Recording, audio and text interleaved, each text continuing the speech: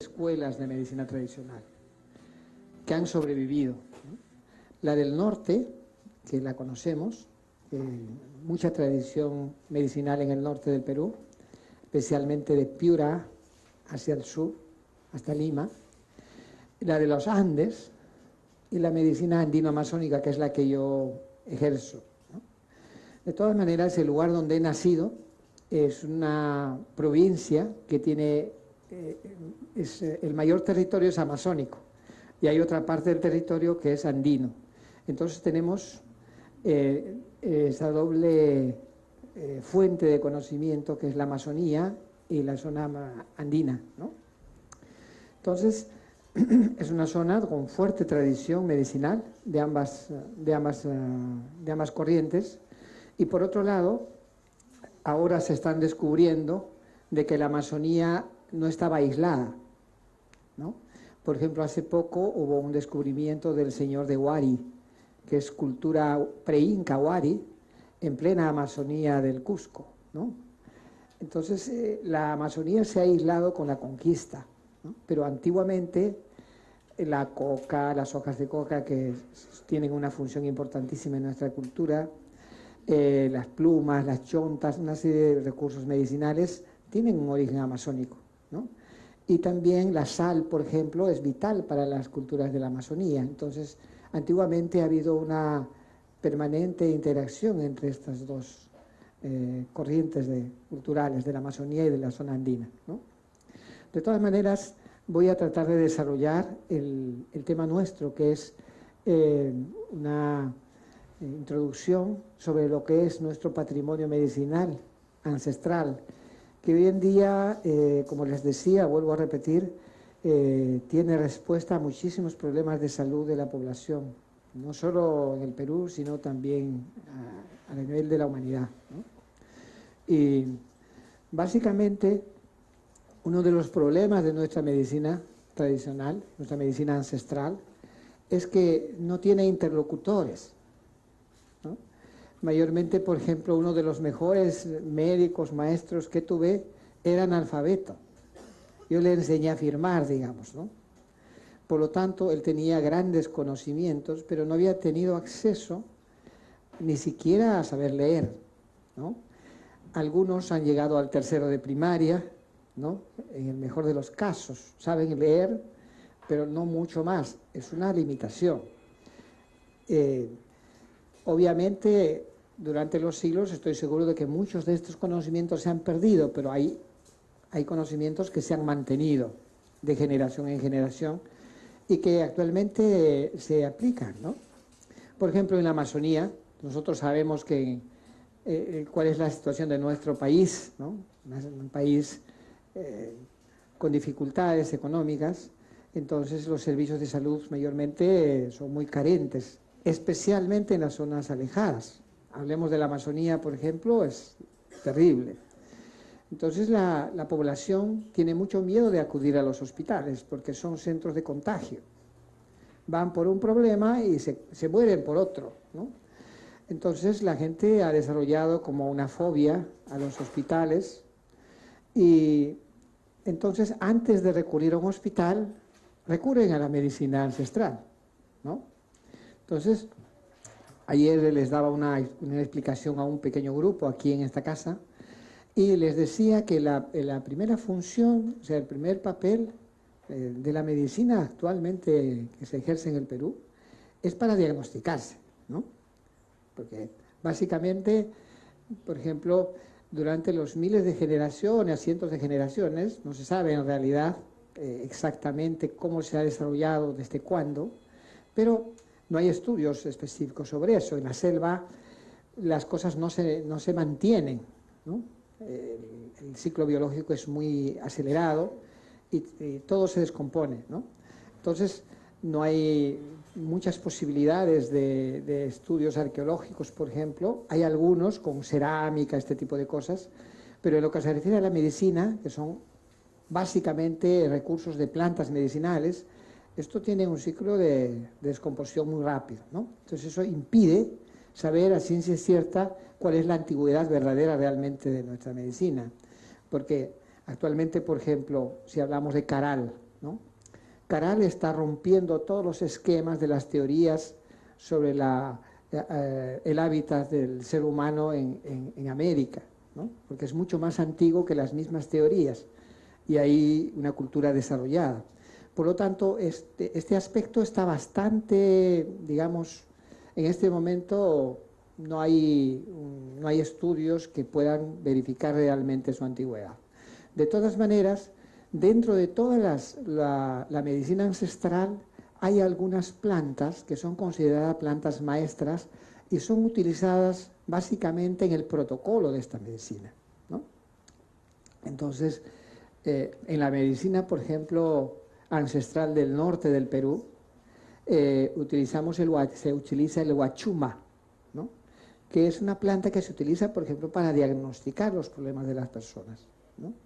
Y en el caso de la medicina andina, por la influencia de la Santa Inquisición y todo, han sido extirpados muchísimos recursos medicinales de esta y ha quedado, por lo menos, sin plantas maestras. Y en la zona andino-amazónica sí se ha mantenido también la tradición de las plantas maestras, que son las plantas del protocolo de nuestra medicina. Por eso, el primer uso medicinal, por ejemplo, si hablamos de una de las plantas más importantes de la medicina ancestral andino-amazónica, es la ayahuasca. Uno de los primeros usos de la ayahuasca sirven para diagnosticar, ¿no? Es como cuando uno va a un hospital, entonces te sacan los análisis, la historia clínica, ¿no? A veces te sacan radiografías, tomografías, en fin, todas las pruebas complementarias. Finalmente, todos estos resultados vuelven al médico y se hace una interpretación. El ayahuasca es eso en nuestra medicina, ¿no? O sea, uno entra, uno primero tiene una entrevista con el médico y después participa en una ceremonia medicinal donde se hace el diagnóstico, ¿no? Entonces, por ejemplo, a nivel físico, el efecto de esta planta medicinal es sensibilizar el cuerpo, es lo opuesto a un narcótico. Entonces, si hay alguna persona que tiene algún tipo de problema físico, es como un reactivo esta planta y comienza a notarse con mucha más claridad el problema de salud.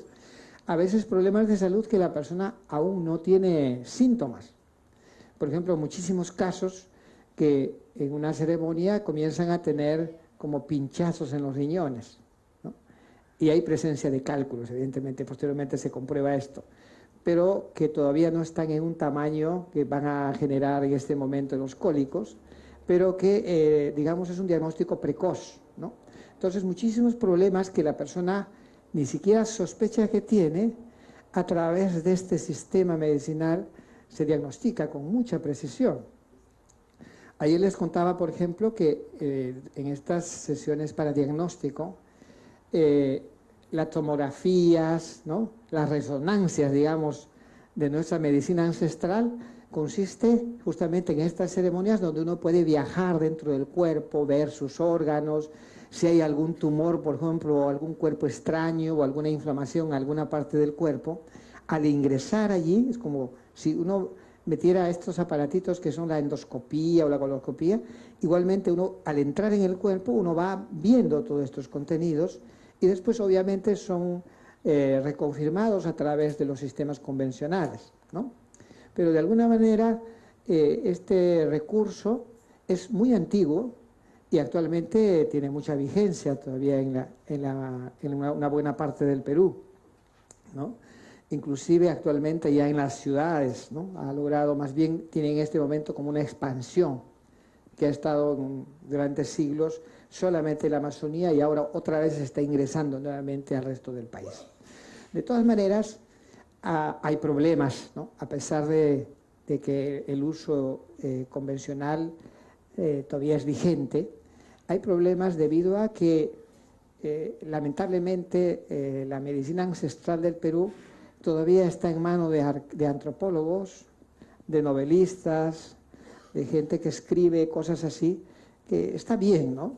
Pero estudios medicinales respecto a nuestra medicina ancestral aún no lo hay. Hay aún un desprecio por tratarse, bueno, de la cultura de los vencidos, que son nuestros antepasados, ¿no? Entonces, uno de los problemas es de que no se valora lo suficiente hay muy pocos estudios. Por ejemplo, Carlos Alberto Seguín, que estudió la psiquiatría folclórica, que le llamó la psiquiatría folclórica, y comenzó a llamar la atención porque los tratamientos de alcoholismo, por ejemplo, eran muy exitosos a través de la psiquiatría folclórica y del uso del huachum o el San Pedro, ¿no? Igualmente pasa con la medicina amazónica, aunque en este caso no hay estudios exhaustivos realmente a nivel académico. Uno de mis papeles en la vida es mostrar este recurso medicinal milenario nuestro, este patrimonio nuestro, y ver sus posibilidades medicinales, mostrar realmente en muchos lugares del mundo, ¿no? De todas maneras, también se utiliza, o sea, como les decía, por ejemplo, por decirles, hace poco estuve en España y lo importante es que en el uso medicinal, el uso milenario, es un uso seguro, ¿no? Entonces, había una paciente que tenía dolores abdominales muy agudos durante la ceremonia. Entonces, después, al poder hacer el trabajo de entrar en el cuerpo, observó en el intestino grueso un cuerpo extraño, negro, grande, y efectivamente, por ejemplo, en este caso, era un cáncer intestinal en el intestino grueso, una neoplasia bastante avanzada. Y entonces, esta persona, por ejemplo, no era del Perú, ¿no?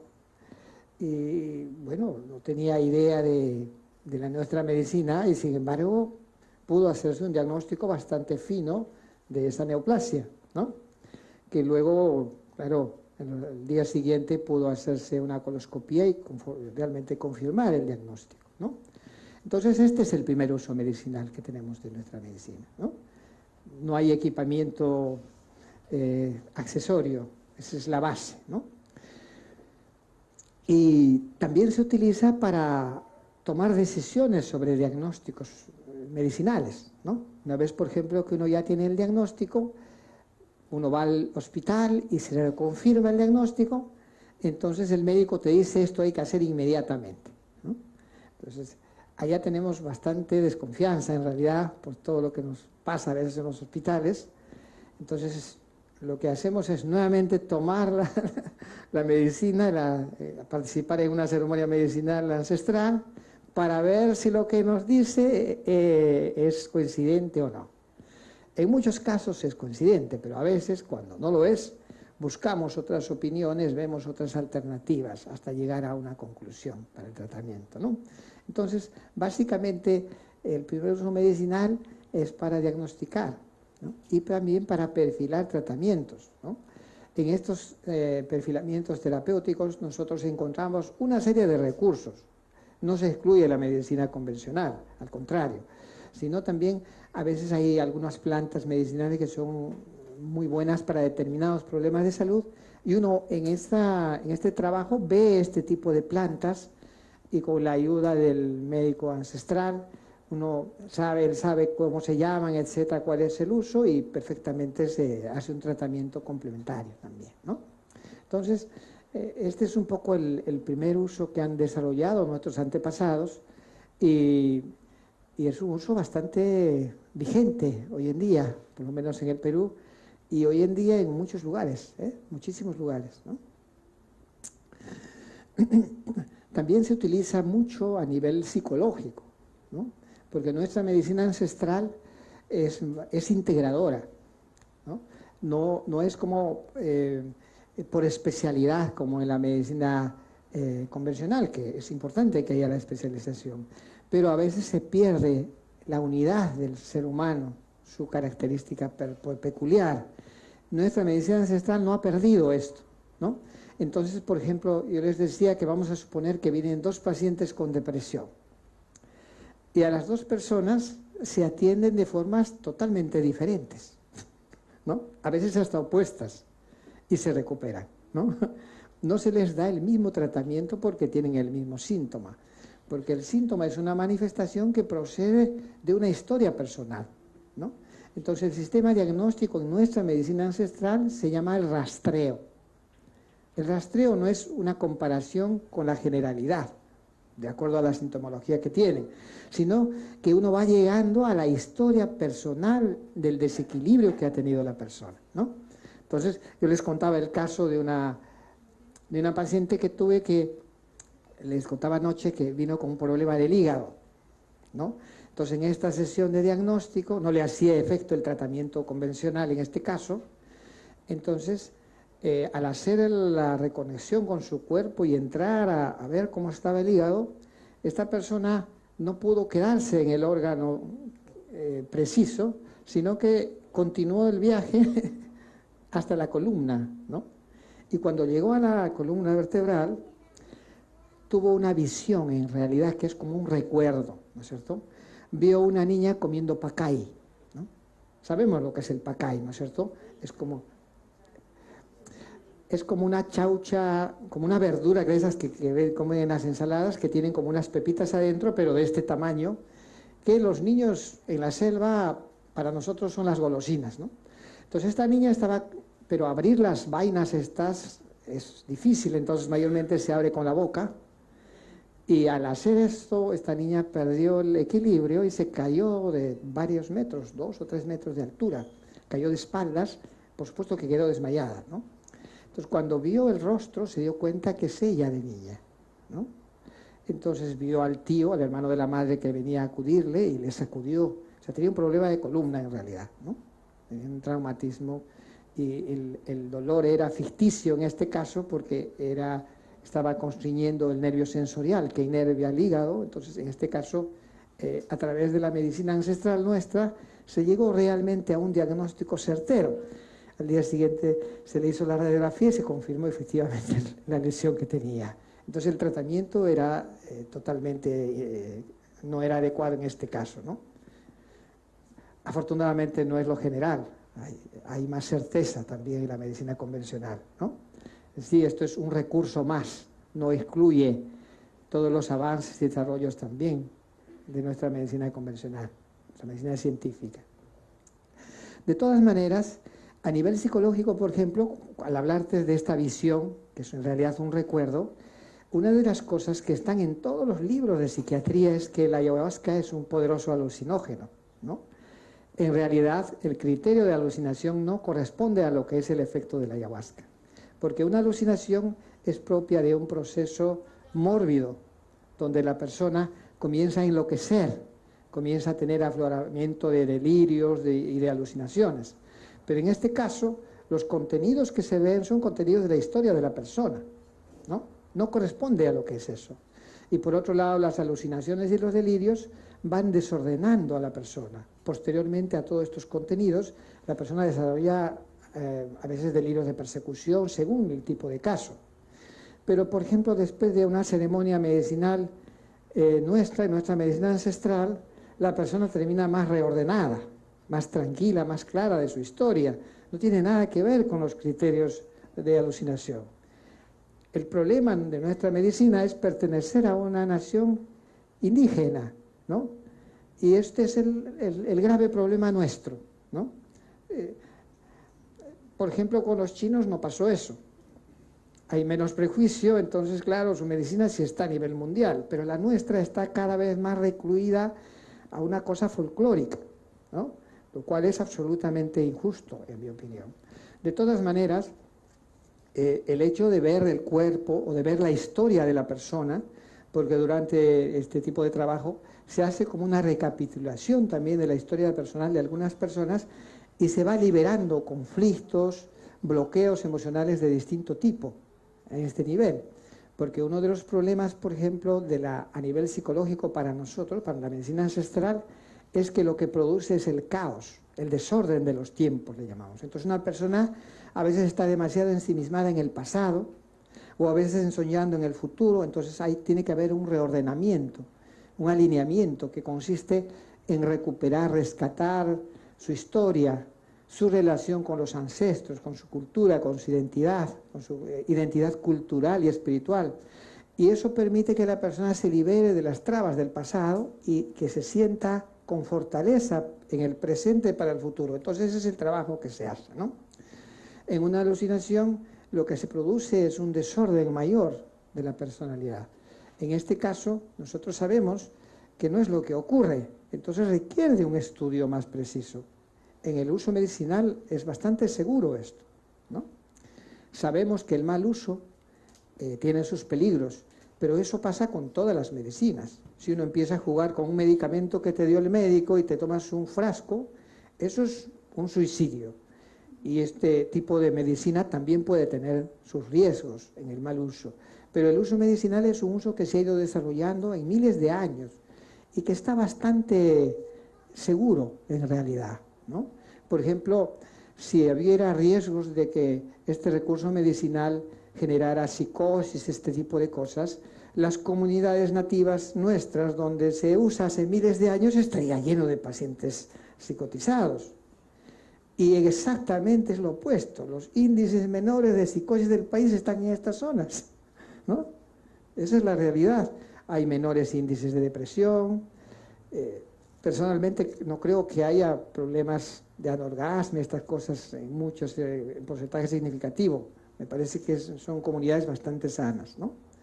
De todas maneras, es como un viaje dentro de la persona para liberarse de bloqueos, de contenidos que le impidan, ¿no? Porque uno de estos contenidos que parasitan la vida, por ejemplo, es el miedo. La persona que está gobernada por los miedos, es muy difícil que logre realizarse en la vida, ¿no? O si está, por ejemplo, acosada por las pérdidas que ha tenido. Por ejemplo, en el Perú hemos tenido situaciones dramáticas que hemos pasado en las décadas anteriores y ha habido muchos problemas de depresión en las personas por pérdida de sus seres queridos y todo por la violencia política que vivimos. Entonces, la persona cuando está atormentada por su tristeza, en quechua le llamamos yaquisca, entonces se cierra al mundo, ¿no? No se realiza en él, ¿no? Entonces, este tipo de contenidos parasitan la vida, tienen un efecto parecido al de las bacterias o los virus, ¿no? Contaminan el mundo interno y lo parasitan, ¿no? Entonces, lo que hacemos es liberar de estos contenidos, es como una especie de psicoterapia ancestral y que la persona se vaya limpiando. De todas maneras, ¿cuál es el principio de esta medicina? El principio de esta medicina, de nuestra medicina ancestral del Perú, es el mismo que las medicinas no occidentales. O sea, ¿cuál es ese principio? Que existe en el organismo humano un sistema más. Aparte de los otros sistemas que existen, existe uno más, que es el sistema energético. El sistema energético, por ejemplo, en la medicina china, ellos funcionan también con este mismo principio, es que por el cuerpo circula, hay como circuitos de energía. Y que cuando estos circuitos se interrumpen, la energía se desorganiza, se bloquea en algunas áreas y en algunas áreas se sobrerecalienta y en otras como que no hay la suficiente energía. Este tipo de bloqueo genera enfermedades a la larga, ¿no? Entonces, lo que nosotros hacemos durante este tipo de trabajo es, primero, abrir los centros energéticos, que es el efecto de la medicina en este caso, y desbloquear para que la energía circule y fluya de mejor manera y que la persona se reconecte, se reconcilie con su cuerpo, con sus emociones, etc., ¿no? O sea, que retome un poco su curso vital. Ese es un poco el sentido de lo que se hace, ¿no? Entonces, es muy común, por ejemplo, que personas con algunos problemas emocionales puedan recurrir también a nuestra medicina. Hoy en día es vigente, más que nunca, sobre todo en el Perú, y cada vez más también, un poco más a nivel internacional, ¿no? De todas maneras, me parece importantísimo que estemos en la Casa Perú hablando de esto, ¿no? Porque, lamentablemente, en el Perú todavía nos falta despertar un poco y recuperar nuestros patrimonios vivos, ¿no? Entonces, este es el segundo uso medicinal, ¿no?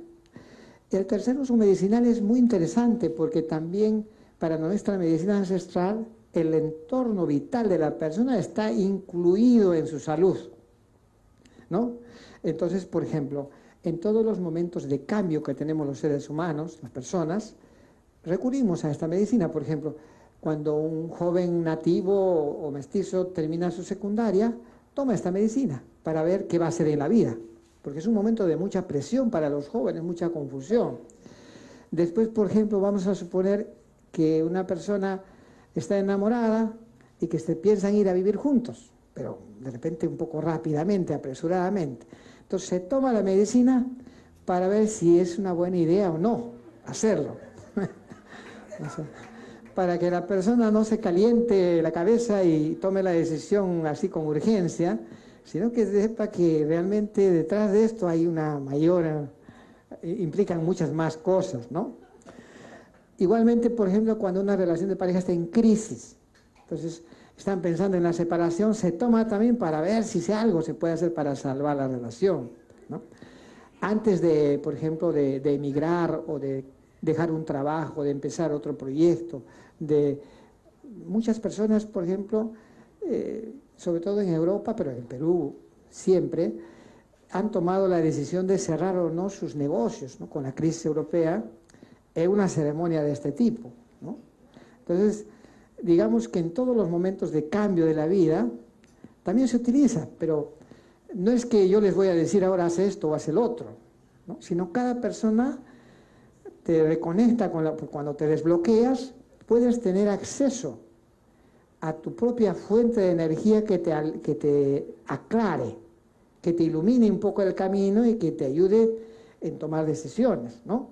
Entonces, por ese motivo, cuando uno está en momentos así de cambio, siempre se ha recurrido a nuestra medicina ancestral y actualmente se hace lo mismo también con personas de otras nacionalidades, sin ningún tipo de limitación, claro, ¿no? Y por otro lado, también se utiliza, y desde épocas también ancestrales, cuando una persona ha sufrido un accidente o un incidente. Por ejemplo, yo atiendo muchas personas que han sufrido accidentes, por ejemplo, de tráfico, a veces de moto, que quedan un poco lesionados, paralizados parcialmente, y la persona queda como traumada en el accidente que ha vivido, ¿no? Yo me acuerdo, por ejemplo, en la época de la violencia que se vivió en nuestro Perú, también habían personas que han perdido a sus seres queridos, o que han tenido a veces violaciones, cosas terribles, ¿no? A nivel de violencia política que hemos pasado.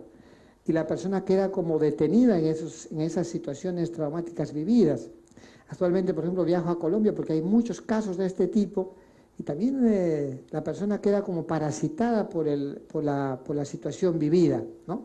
Entonces, nuestra medicina tiene el mismo principio de curación, que consiste en quitar la energía invasiva o que está parasitando el mundo de la persona que ha vivido eso y reconectar con su propia energía para que pueda recuperarse, ¿no? Entonces, en todos estos casos de accidentes, de violencia vivida y todo esto, también nosotros utilizamos desde épocas muy antiguas nuestros recursos medicinales, ¿no? De nuestros antepasados, lo que nos han dejado, ¿no? Y finalmente hay otro último uso medicinal que también se habla muy poco de este aspecto, pero que en la realidad también se trabaja desde épocas muy antiguas, ¿no? Lamentablemente ni en la medicina científica ni en la psicología están incluidas este aspecto, porque con los problemas que ha habido como una especie de, un prejuicio mayor frente a todo este campo, porque se lo asocia siempre a lo religioso, ¿no? Y es el tema de la salud espiritual.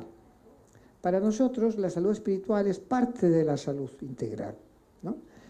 Es más, por ejemplo, cuando una sociedad es castrada en sus necesidades espirituales, como lo que ocurre en esta sociedad, por ejemplo, y en la sociedad occidental, entonces las personas comienzan a desarrollar enfermedades de tipo carencial, parecido a la desnutrición a nivel físico. Así viven en estas sociedades, ¿no? Esta enfermedad gravísima que está aquejando a gran parte de nuestra juventud a nivel de buena parte del mundo se llama la adicción, ¿no? La adicción es una enfermedad carencial de tipo espiritual. El ser humano, para nuestros antepasados, es un animal espiritual. Si nos damos cuenta todo lo que nos han dejado nuestros ancestros, como decía ayer Pachacamac, por ejemplo, ¿no? Hablamos de Machu Picchu, ¿no? De todos los Caral, todo tiene bajo el principio espiritual. O sea, nuestra sociedad antigua era una sociedad espiritualista, Y de alguna manera nuestro país sigue en esa línea. Todos son fiestas espirituales para nosotros, peregrinajes. Yo, por ejemplo, soy devoto del Señor de Coyoriti, subo todos los años hasta arriba. Del Señor de Huanca también, en fin. Es la herencia de nuestros ancestros. Ha habido un hermanamiento con el cristianismo en nuestra tradición, pero nuestra naturaleza antigua no se ha perdido, se ha enriquecido.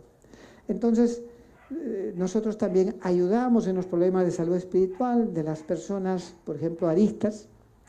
Uno de los motivos por los cuales viajo mucho es porque tengo miles de casos en mi vida de personas que han dejado las adicciones. No por mí, sino por la herencia de nuestros ancestros, porque la medicina de nuestros antepasados es mucho más humana y reconoce que el ser humano tiene espíritu.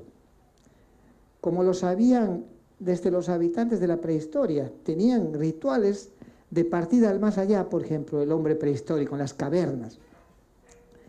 Todas las culturas han tenido este principio, con excepción de algunas ahora modernas que han sido fundadas por intelectuales, pienso que bastante deprimidos y creo que bebían de más en realidad. Y han desarrollado como una especie de alergia a todo lo antiguo. Por ejemplo, en la universidad a mí me han enseñado a ver a las culturas no occidentales como menos, como primitivas. Permanentemente se ha transmitido este prejuicio. Y frente a lo espiritual, nadie podía decir en la universidad que creía, por ejemplo, en Dios ni nada. Todos teníamos que ser ateos. Eso era un principio, ¿no? Entonces, de alguna manera, en esta corriente medicinal lo que hacemos es recuperar un poco el sentido común, ver de dónde venimos, ¿no? Todas las culturas siempre han tenido ese principio, yo también. Y, bueno, asumir estas necesidades, ¿no? Recuperar nuestra identidad cultural, espiritual, nuestras tradiciones, que es esencial para recuperar la salud en este aspecto, ¿no? También utilizamos muchas energías, por ejemplo, de la naturaleza para esto, ¿no? En la naturaleza hay energías también. Entonces, por ejemplo, utilizamos, no sé si sabrán de las lagunas huaringas, se utiliza la energía de estas lagunas, de algunas montañas, de los ríos, de las plantas, de los animales. Entonces, es una medicina como que se enriquece y se nutre de muchas fuentes de la naturaleza, ¿no? Pero por eso nos dicen que nuestros ancestros han sido unos idólatras, panteístas, que prácticamente dice que andamos como tontos, como deficientes mentales, adorando al sol, a las paredes, a la luna, a la tierra, a las estrellas. Todo adorábamos, eso es lo que nos dicen. Pero yo les digo, yo he nacido en una zona de tradición chamánica muy potente, de tradición de la época de los incas, que se han mantenido en algunas comunidades de mi pueblo, y también de tradición de la Amazonía. Jamás he visto adorar ni al sol, ni a la luna, ni a los animales, a los maestros, a los médicos ancestrales. ¿De dónde ha salido eso? Del prejuicio y de la imaginación de nuestros antropólogos e historiadores. Actualmente, por ejemplo, uno va a Machu Picchu, aquí adoraban esto, aquí adoraban el otro, dice que todo adorábamos. Nosotros trabajamos con la energía de todo, pero no estamos adorando. El concepto de adoración no ha existido en nuestro Perú, lo hemos puesto desde afuera prejuiciosamente. Pero sí, por ejemplo, si utilizamos la energía, vamos a suponer, de la Xumbe, de la laguna Xumbe, que es la laguna del amor. Una persona que tiene mala suerte en el amor, va con una persona ahí, con un buen chamán, le hace bañar en esa laguna, al mes máximo ya está con su compañía. Nosotros lo sabemos eso, pero no es que el chamán se ha puesto a adorar la laguna. Es absurdo. Nos ponen cosas que nunca hemos sido. Ese es el problema, que nosotros no somos tontos. Nosotros trabajamos con la energía del cuerpo de la persona y con la energía de la naturaleza. Y nos nutrimos de eso. Y las energías que nos están parasitando, que no nos dejan vivir, les sacamos. Es nuestra medicina en realidad, ¿no? Y para muchos problemas específicos de salud hay miles de recursos, ¿no? Para controlar la diabetes, por ejemplo, para problemas del hígado, para problemas renales, es decir, es un mundo, ¿no? Entonces, básicamente, Nuestra medicina es una medicina que nos hermana con nuestra historia, con nuestro presente, con nuestro futuro, que nos reconcilia con nuestro cuerpo, ¿no? Que nos hace pues, ser un poco más respetuosos de nuestras tradiciones, es parte de la salud, ¿no? Y que además nos hace asumir el futuro, porque claro, no se trata de querer volver al pasado, porque no tiene nada que ver con eso, nunca se ha querido por otro lado eso tampoco, ¿no? Pero básicamente ese es un poco el sentido, ¿no? Ahora, hay muchos otros aspectos que podríamos desarrollar, ¿no? Pero me gustaría basarlo un poco en las preguntas, en el compartir, en que de repente si hay alguna cosa que no ha quedado clara y desarrollarlo sobre la propia necesidad, ¿no? De todas formas, a mí me ha costado muchos años entender lo que es nuestra medicina, porque los maestros no explican, y nuestra tradición en explicar es tratar al otro como un ignorante. Entonces no se explica, entonces uno tiene que pasar mucho tiempo para darse cuenta de cómo es que funciona, ¿no? De todas maneras, parte de mi trabajo, como les decía inicialmente, es mostrar nuestra medicina como un recurso más de todas las medicinas que existen en el mundo para ayudar a los problemas de salud, sobre todo ciertos problemas de salud de la humanidad, ¿no? Así que bueno, vamos a pasar a escuchar un poquito las preguntas y de repente agregar algunas cosas, ¿eh? Hola, hola. Por favor, aquellos que quieran hacer alguna pregunta, por razones de limitaciones del micro, si en caso no pueden hablar muy fuerte, se pueden acercar y hacerlas desde aquí. ¿Ok? Por favor.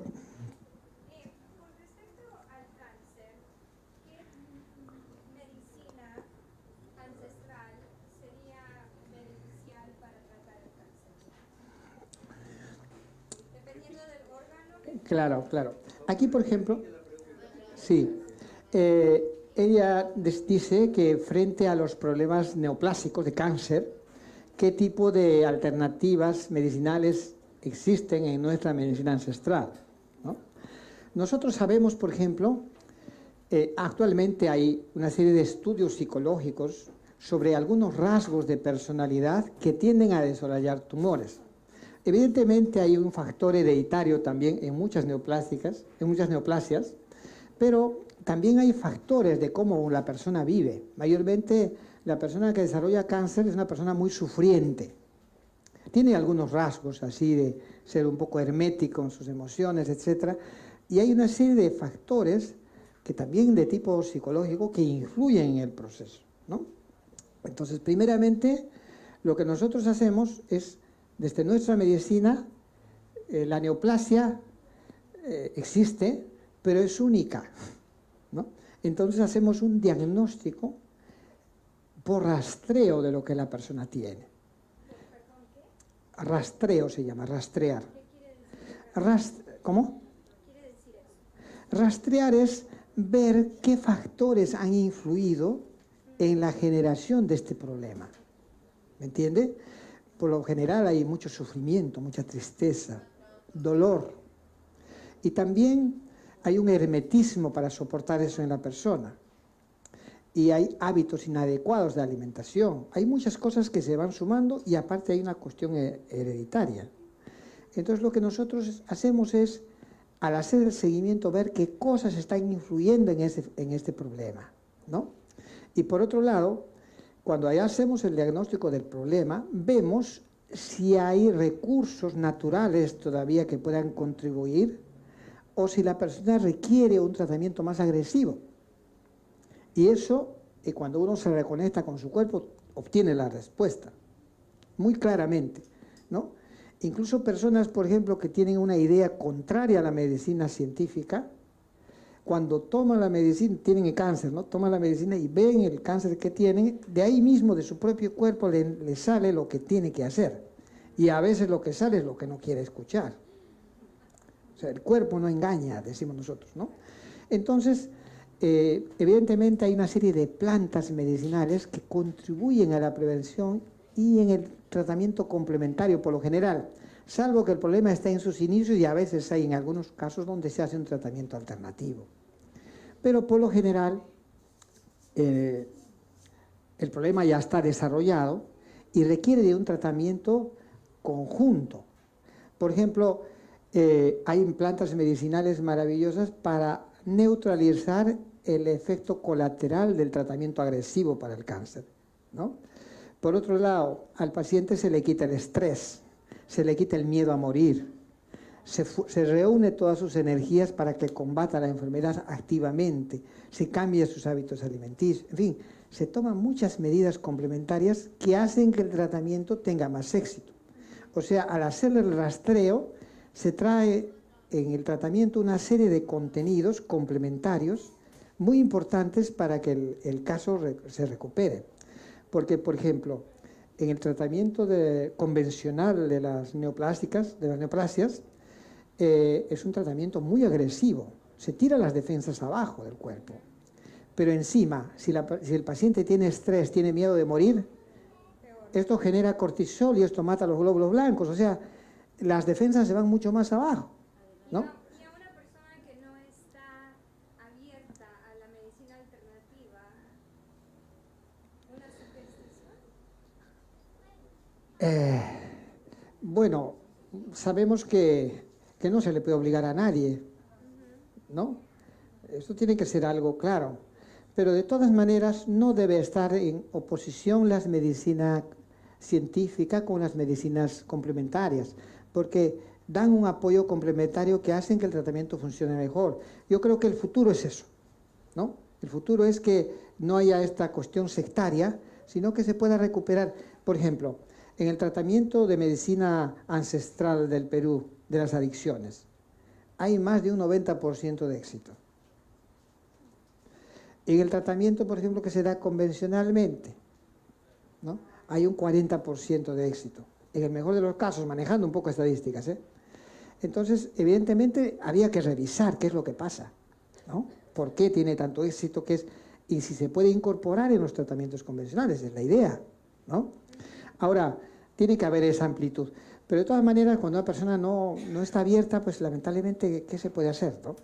Lamentablemente se le podría ayudar un poco. No sé, había una señora que quería... Sí.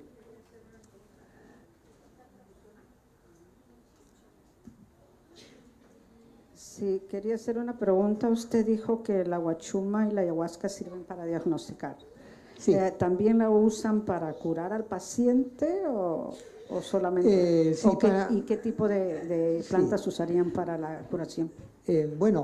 Lo que pasa, sí. Voy a repetir. Ella decía que yo había dicho que el huachuma, o el San Pedro, y el ayahuasca se utilizan para diagnosticar. Si también se utilizaban para curar.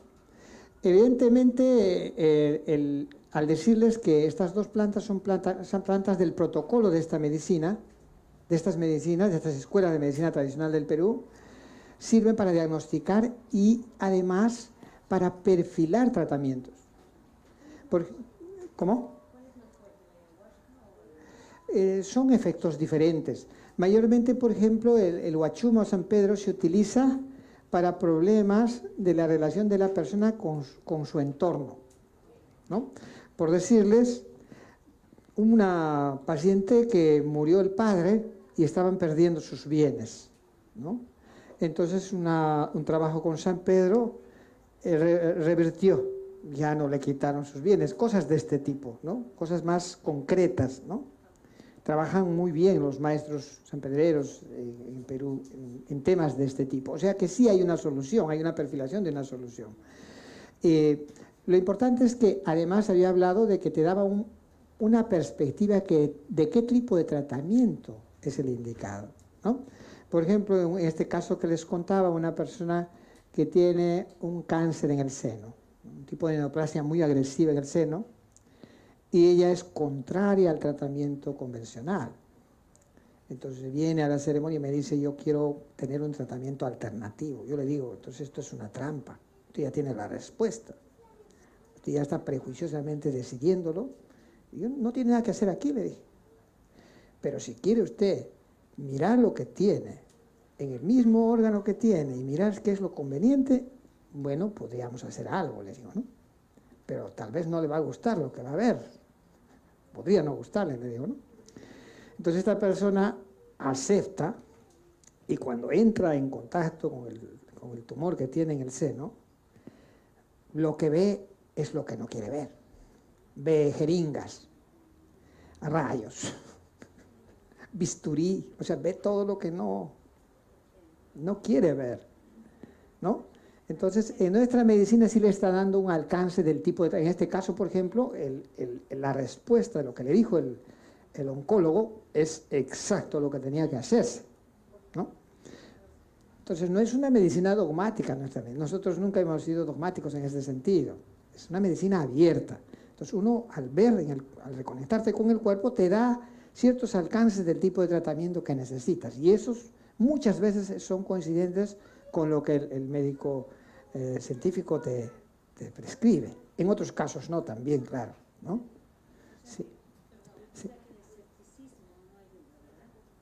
Bueno, yo creo que todo sectarismo afecta, limita bastante, ¿no? Yo creo que aquí hay que estar abierto a la vida y esto es, ¿no? Yo tengo una pregunta. Sí, sí. Aquí, bueno, yo creo que en la comunidad latina se habla muy poco de un mal que es la depresión.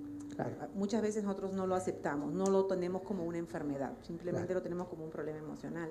Claro. Pero muchas de las causas de muerte por depresión se da en nuestra juventud y en muchas personas. Claro. ¿De qué forma nosotros que estamos aquí en los Estados Unidos podemos apoyar con la medicina, esta medicina alternativa, Claro, a claro. nuestros familiares Claro, o personas que sufren con depresión? El problema de la depresión es un poco amplio, pero de hecho está asociado en algunos, muy pocos casos, a una cuestión más hereditaria, que son depresiones más endógenas que llaman. Por lo general, los procesos depresivos tienen un componente también situacional, ¿no? Han habido pérdidas a veces desde que la persona era muy pequeña y estos han influido en este desarrollo. Y por otro lado también tienen alcances sociales, culturales y también hasta espirituales. Entonces una persona que por ejemplo es trasladada de país, de pequeña, el padre y la madre tienen que trabajar, no tiene alternativas. Por ejemplo, allá tenemos las costumbres, los peregrinajes, o sea, desde la mañana hablamos de nuestros sueños, lo que significan, que hemos soñado. O sea, el niño va incorporando y va teniendo una estructura que abarca mucho más que llevarlo al colegio y darles comida, ¿no? Entonces, hay problemas así complejos. Entonces, una persona con esos vacíos, no se integra muy bien de repente al medio nuevo, etcétera, desarrolla este tipo de problemas, ¿no? Entonces, ¿qué puede hacer la medicina tradicional por esto? Puede hacer bastante, porque es como reconectar con sus raíces. Todo esto le va dando un cuerpo, una autoestima, una manera de ver mucho más positiva la vida. Pero de hecho que hay que llenar muchos vacíos en el tema depresivo, ¿no? El problema es que los tratamientos para la depresión son totalmente insuficientes. La administración de medicamentos es indicado, pero eso solo es insuficiente.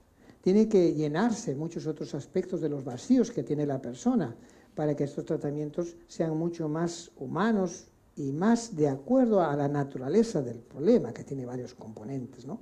En ese sentido, nuestra medicina podría reforzar, apoyar muchos otros aspectos en este aspecto, ¿no? Allá.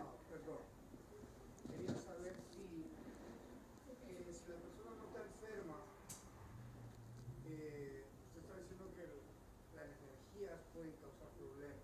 O sea, en el caso de cualquiera de nosotros que quiera saber de esas fuentes de energía que deben de estar neutralizadas en el cuerpo, ¿cómo podríamos saber más de Claro.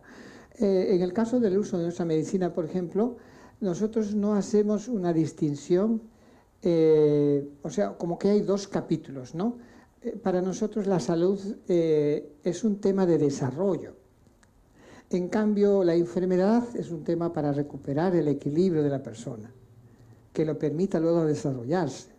Entonces, a veces, por ejemplo, una persona no necesariamente está enferma, pero tiene algunas necesidades que requieren de nuevos recursos de sí para su desarrollo. Entonces, este capítulo de la del apoyo en los temas de salud, en los temas de desarrollo, de realización de la persona, también están contemplados. Y en este caso, por ejemplo, muchas personas no están enfermas, pero recurren para hacerse un chequeo, ¿no? Un diagnóstico, y a veces hay pequeñas cosas que podrían afectar en su proceso futuro, entonces esto se va enderezando, o sea, se hace un trabajo de prevención, ¿no? Y por otro lado, al reordenar tus tiempos, o sea, enraízas bien en el pasado, te ubicas en el presente y te perfilas hacia el futuro, entonces todos estos factores contribuyen en tu realización, en tu tarea, en tu trabajo, en la misión que te has propuesto, ¿me entiendes? Entonces, en estos casos también se utiliza mucho. Por ejemplo, el tema de la soltería. Para nosotros es un problema de salud en el Perú, ¿no? La persona que está sola o solo y que necesita mejorar su suerte, recurre, ¿no? Entonces se toman energías adecuadas para esto y luego ya se va para adelante. Entonces todos esos temas también son temas de desarrollo, ¿no? Porque, por ejemplo, en la psiquiatría no existe el soltero o la soltera, ¿no es cierto? Pero en nuestra medicina sí es un problema de salud. Para nosotros lo natural es que cada persona tenga su compañía, ¿no? Entonces también tenemos recursos para este fin, ¿no? Claro que se sabe que la persona sola tiende a enfermarse más, eso sí, también se sabe, ¿no? En la medicina occidental, en la psiquiatría, ¿no? Sí. En Hay cuanto, plantas en cuanto al tratamiento de la diabetes, sí. ¿Cuál sería la comparación de los resultados bondadosos de la medicina trascendental en cuanto a la medicina científica? Claro. Lamentablemente no he sabido yo de estudios que hagan estudios comparativos, ¿no? Lo que sé es de que el tema de la diabetes es bastante complejo. Por ejemplo, yo he estado trabajando en una isla en Melanesia, ¿no? Una isla de nativos, Kanak, son los nativos que hay allí, son como 40 tribus. Entonces, ¿qué ha pasado? Que en estas comunidades han empezado a ingerir bebidas gaseosas. Las bebidas gaseosas, yo no sabía que una botella así pequeña tenía 17 cucharadas de azúcar, yo no sabía eso. Recién me he enterado. Bueno, pero no se nota por el gas, ¿me entiende? Entonces gran parte de esta población era diabética, porque no estaba preparado su cuerpo para este nivel de dulce y bueno, y todos los componentes que esto tiene. Entonces, en el Perú también hay un índice de diabetes alto, por ejemplo, en comunidades nativas, debido a este mismo problema. Entonces, evidentemente, aunque no hay estudios tan precisos, pero se infiere que hay una serie de factores alimentarios que influyen en el problema, ¿no? Entonces, esa es una de las cosas para prevenir. Pero en el Perú, por ejemplo, hay varias plantas que controlan la diabetes, ¿no? Por ejemplo, hay una planta que los nativos Ashaninka le llaman Kepichare, y los nativos chipivos le llaman abuta, que esta planta tiene efectos de controlar bastante bien la diabetes. Hay varios recursos, por ejemplo, la graviola también creo que ha estado siendo utilizada, ¿no? Sí, para el cáncer. Pero hay varios anticancerígenos, ¿ah? Hay varias plantas que tienen como un efecto, parece, preventivo de esto. Claro. Bueno, el yacón, por ejemplo, también está bastante bien, ¿no? Pero no he sabido de estudios, que eso es lo que falta, que pueden hacer un poco comparación de esto, ¿no? Pero ahora lo que sí he visto es que cuando está empezando a detonar el problema, hacen un cambio radical con plantas y todo, y neutralizan el problema. El problema es que cuando ya se desarrolla, hay muchas cosas que hacer, ¿no? Hay que preservar los riñones, hay que, bueno, hacer muchas cosas. De todas formas, personalmente no he encontrado una planta que diga que cura, por ejemplo, los problemas de diabetes. Pero sí hay plantas que ayudan a controlar el proceso, esto sí, ¿no? Sí, sí.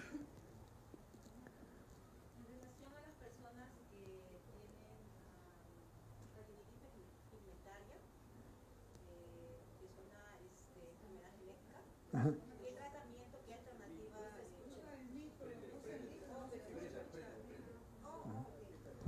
Ok, en el caso de retinitis pigmentaria, que es una enfermedad genética que viene de generación en generación. ¿Cuál sería la opción en la medicina alternativa de mejorar esto, que pues afecta a muchos peruanos realmente? Claro. Hay algunos recursos medicinales que podrían ayudar. Yo personalmente no tendría una respuesta para esta pregunta que me está haciendo. De hecho, tengo que decir algunas cosas también sobre nuestra medicina. Por ejemplo, no es muy eficaz para temas infecciosos, para temas agudos. Muchos chamanes han muerto con cólera. ¿Sí? ¿Y por qué? ¿Con qué se cura el cólera? Con agua, agua con sal. No necesita ninguna medicina. Entonces, definitivamente que también tiene una línea en la cual no es muy indicada para temas así infecciosos agudos, aunque hay plantas, por ejemplo, semillas que sirven para desparasitarse, para neutralizar los hongos, todo este tipo de cosas, pero mayormente cuando el problema ya se ha desarrollado ya no funciona, ¿no? Pero a la vez, por ejemplo, hay algunos otros problemas de salud que tienen un éxito increíble con nuestra medicina. Entonces, por eso les decía que no tiene respuesta a todo, como ninguna medicina, pero que tiene una serie de posibilidades en muchos casos, ¿no? En este, por ejemplo, de temas de piel, no sabría decirle, ¿no? Es que no le he escuchado bien entonces. Aló. Retinitis pigmentaria es una pigmentación de la retina. De la retina. La persona